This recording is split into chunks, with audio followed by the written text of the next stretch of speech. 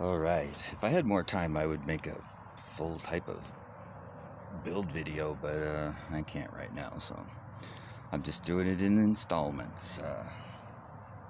Here's what I ended up with. You saw my shims were in there from before. There was no way to put the retainers in because the place where the, let's see, am I even getting that correctly? I think that's gotta be it. Okay, so where the retainers would slip into the piston, I've got the pieces of milled, or I turned down a piece of steel pipe to take up the gap. So there's no place to put the retainers, and that would possibly allow for the wrist pin to walk back and forth, because the wrist pin for the bottom end is not quite as long as this one. I mean, it's long enough that it should be okay, but this one's a little longer, so that it had enough room to walk back and forth and oval out, as demonstrated by the first shims I put in there, which you can see it walked itself over and ovaled out. No, there's the rest of it too. Because it had the ability to get loose a little bit. So, to keep that from happening, I just turned down the piece of pipe, and it's very tightly fit in there. I had to press the crap out of it and then file the inside just to get the wrist pin to go through. So everything is super tight. But after it loosens up, it could walk side to side, maybe, from back there. So my solution was to have the retainer be a bolt with a nut that was small enough to slip under the edge of the bore.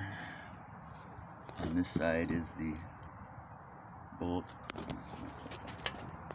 Yeah, so, okay, yeah, there it is. Okay, bolt. Make sure I didn't stop that. Okay, yeah. So my wrist pin is, it's real tight. I think it's gonna work, and then that nut can't even come off once it's in, because there's not enough room for it to unthread itself, even if it wanted to. And since I crunched the threads pretty good with the good old channel locks before I put the nut on, it's also jammed on. So it can't come off, and it's jammed in place, and those are turned down shim spacers. This is a YZ125 piston, and this is not a YZ125, I think, is what I've discovered.